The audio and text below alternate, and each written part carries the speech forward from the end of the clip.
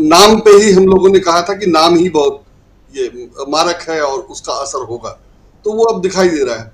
तो बेसिकली मेरा ये मानना रहा है शुरू से कि राहुल गांधी ने छोड़ दिया था कि नरेंद्र मोदी अपना चला लें, चाहे जिस भी कारण से, और नरेंद्र मोदी को अपना जिस ढंग से चलाना था उन्होंने चलाया। और जिस दिन राहुल गांधी ने डिसाइड कर लिया कि नहीं, इनको टक्कर देना पड़ेगा और ये इनको ऐसे छोड़ा नहीं जा सकता है, क्योंकि देश का नुकसान हो रहा था और ये जो कर रहे थे वो सब देश के लिए बहुत घातक था। तो राहुल गांधी ने अगर तय कर लिया, चाहे जिस भी कारण से, मुझे लगता है कि और कोई नहीं कर रहा था तो उनको करना पड़ा। उन्होंने तो छोड़ दिया था, लेकिन कोई नहीं कर रहा था तो उनको करना पड़ा।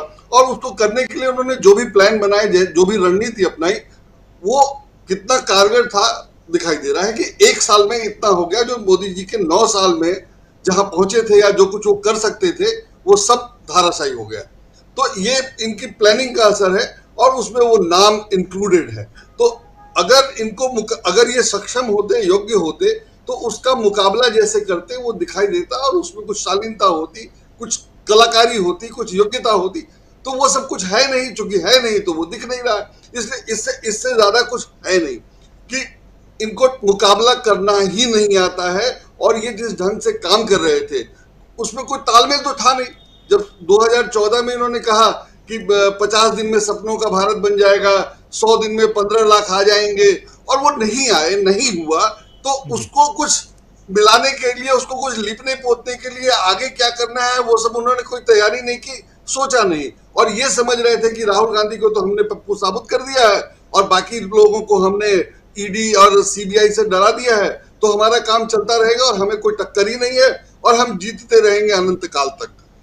अब अभी तो यही लग रहा है, हालांकि ऐसा किसी भी मैच्योर पॉलिटिशियन को नहीं सोचना चाहिए, लेकिन अभी तक तो यही लग रहा है कि वो यही सोचे बैठे थे कि हमें कोई टक्कर नहीं है और हम अपना जीतते जाएंगे। और जी। इस चक्कर में इन्होंने काफी मनमानी की और लोगों को परेशान किया ईडी सीबीआई के जरिए। तो अब जब इनको लग रहा है कि टक्कर है, हम हार भी सकते हैं, तो सिर्फ सत्ता जाने का डर नहीं है, उसके बाद का भी डर है कि क्या क्या हो सकता है, और वो ज्यादा है। सिर्फ सत्ता जाने का डर तो बहुत सामान्य है भाई, आप अनंत काल तक तो सत्ता में रह नहीं सकते थे, वो तो जाना ही था। लेकिन इन्होंने जिस ढंग से राज किया और जिस ढंग से जबरदस्ती मनमानी की, जिस ढंग से अमित शाह को गृह मंत्री बनाया गया और अमित शाह के गृह मंत्री बनते पी चिदम्बरम को 100 दिन जेल में रहना पड़ा। अगर पी चिदम्बरम को 100 दिन जमानत नहीं मिली, वो खुद वकील हैं, उनकी पत्नी वकील है, उसके बावजूद 100 दिन उनको जमानत नहीं मिली, और वो मामला कहां गया? अब उसकी कोई चर्चा ही नहीं है। तो इस तरह से क्लियर हो गया है कि ये बदले की कार्रवाई भी कर रहे थे, लोगों को परेशान भी कर रहे थे, विरोधियों को घेर भी रहे थे। तो जब कुछ भी नैतिक नहीं था, तो अब वो सब क्यों नहीं किया जाएगा, इसका इनको डर है। और उससे बचने के लिए, चूंकि इनके पास कोई प्लानिंग नहीं है, कोई योग्यता नहीं है, कोई टीम नहीं है, तो ये स्टॉप गैप अरेंजमेंट कर रहे हैं। हर दिन कुछ एक नया इनको टक्कर, नई चुनौती मिलती है और उससे निपटने का ये एक छोटा सा उस दिन का तरीका कर लेते हैं। जैसे ये इंडिया वाला है, तो ये कल बने, आज इंडियन एक्सप्रेस में हेडलाइन में ही है कि सरकार ने कहा कि वो अफवाह है, नाम नहीं बदला गया है। और ये खबर भी है कि वो संबित पात्रा ने ये ट्वीट किया, जिससे पता चला कि दक्षिण अफ्रीका और जब ग्रीस गए थे तब भी भारत का प्रधानमंत्री लिखा गया था। प्रधानमंत्री नहीं, sorry, prime minister of Bharat, ये पहले ही लिखा गया था। तो ये पुरानी बात थी और ये प्रेसिडेंट वाली बात कल की है, जो संबित पात्रा ने ट्वीट किया तो पब्लिक हुआ।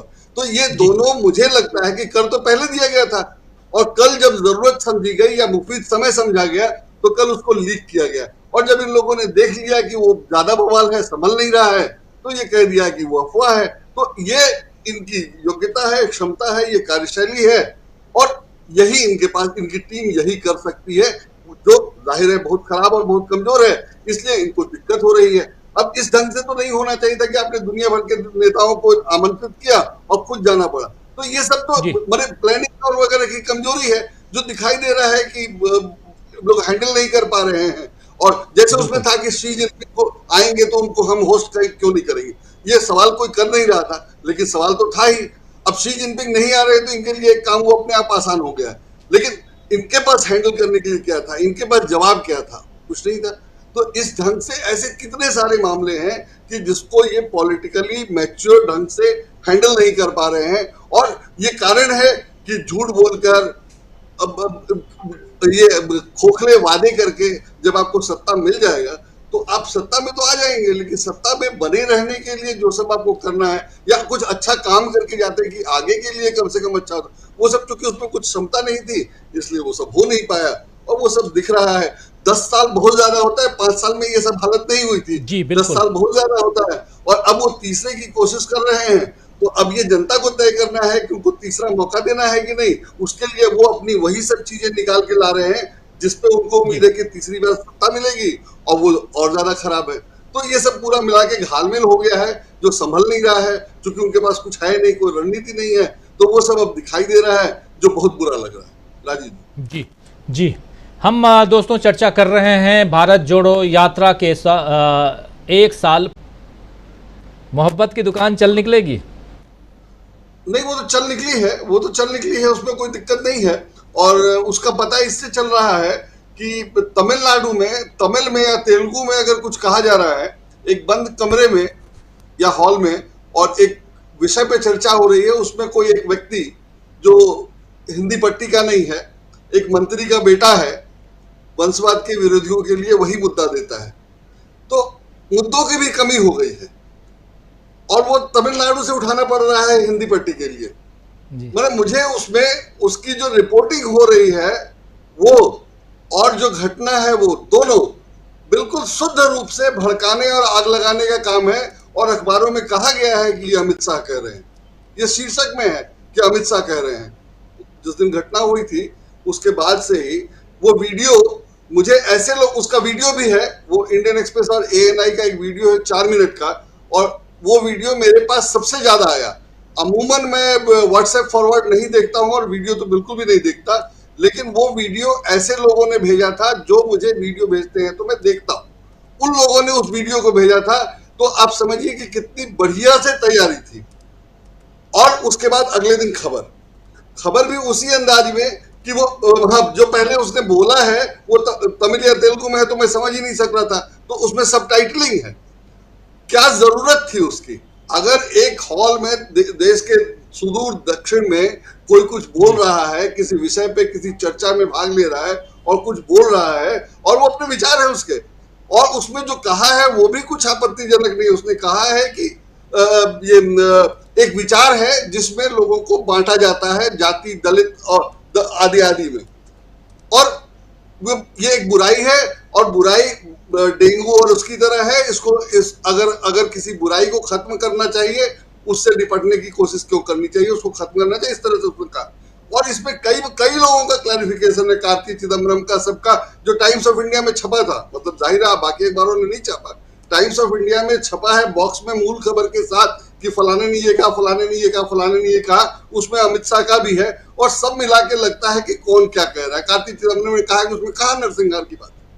तो ये हालत है कि अखबार ये बताते हुए कि इसमें कुछ मुद्दा नहीं है, टाइम्स ऑफ इंडिया उसको टॉप पे छाप रहा है, लीड के बगल में, और बाकी अखबार ये नहीं बता रहे कि इसमें मुद्दा ही नहीं है तो उसको छापने की क्या जरूरत है। तो ये हालत है कि इस तरह से माहौल बनाया जा रहा है, मुद्दा बनाया जा रहा है जिसकी कोई जरूरत नहीं थी। और घुमा फिरा के उसमें आप एक दक्षिण भारतीय नेता को, जो मंत्री का बेटा है, जो एक वंशवादी खानदान से आता है, उसको आप स्टैब्लिश कर रहे हैं। तो ये सब तो बीजेपी के मूल मुद्दे के खिलाफ, बीजेपी की राजनीति के खिलाफ है कि वो वंशवादी किसी को बढ़ावा दे, किसी दक्षिण भारतीय को हिंदी पट्टी में बढ़ावा दे, वगैरह वगैरह। और वो सारा कुछ किया गया सिर्फ इसलिए कि उससे सनातनियों का वोट मिल सकता था। उसमें सनातन धर्म की बात नहीं है, सनातनियों की बात है। तो बिल्कुल भी ऐसा कुछ नहीं है जिसपे विवाद खड़ा किया जाए या उस पर कोई आपत्ति की जाए। उसमें जेनोसाइड जैसा कुछ भी नहीं है। उसने कहा है कि अगर कोई बुरी चीज है तो डेंगू जैसी चीज को आप खत्म करेंगे, क्यों उसके के बारे में बात करेंगे वगैरह, इस ढंग से उसने कहा है। तो अगर मान लीजिए कि इसमें आपत्तिजनक है भी, तो ये लपक लेने वाला मुद्दा नहीं था, ये तो चर्चा हो रही थी। उसने कहा, उसके कहने का तरीका 19-20 थोड़ा अच्छा बुरा हो सकता था, और किसी को भी इतना मौका तो देना ही चाहिए कि कोई अपने मन की बात कह सके, एटलीस्ट हॉल में, किसी कुछ लोगों के बीच में। तो उसको मुद्दा लेकर के, तो इससे पता चलता है कि इनके पास कुछ है नहीं। और लोग समझ गए हैं, और एटलीस्ट हिंदी पट्टी में लोग समझ गए हैं कि ऐसा कुछ बोलना नहीं है जिससे जिससे इनको मुद्दा मिल जाए, तो लोग बोल नहीं रहे, ऐसा कुछ कर नहीं रहे हैं। तो मोहब्बत की दुकान यही है कि आपको भड़काने के लिए वहां जाना पड़ रहा है, वहां से मुद्दा लेके आना पड़ रहा है, तो हालत तो बहुत खराब है। मोहब्बत की दुकान एकदम चल निकली है, और इनकी जो है भड़काने हड़काने वाली दुकान वो चल नहीं रही है। और अखबारों से जो कोशिश हो रही है उसकी पोल खुल गई है, और वो दिखने लगा है बिल्कुल, एकदम साफ हो गया है। और मुझे लगता है कि अखबारों पे भी ये दबाव है कि सरकार बदल जाएगी तो क्या होगा, तो वो अपना थोड़ा बैलेंस बनाने की कोशिश कर रहे हैं, जिसमें वो पता चल जा रहा है कि जबरदस्ती, मतलब ये एकदम मैंने लिखा था कि अमित शाह ने आग में घी डाला, क्योंकि वो शीर्षक से स्पष्ट है कि अमित शाह आग में घी डाल रहे हैं। तो ये लिखने की हिम्मत मुझे इसीलिए आई कि अखबार में वैसा लिखा हुआ था, सभी अखबारों में। तो ये हालत है, तो इसलिए मुझे लग रहा है कि स्थिति काफी बदली है और बहुत फर्क पड़ा है, और दुकान चल निकली है, और हम लोगों को उम्मीद करना चाहिए कि जो होगा वो अच्छा होगा, और जो वही होगा जो जरूरी है। राजू जी, वही होगा जो ज़रूरी है और जो होगा अच्छा होगा। हमारे एक साथी लिख रहे हैं, मोहम्मद मोतीब अहमद साहब, कि मोहब्बत की दुकान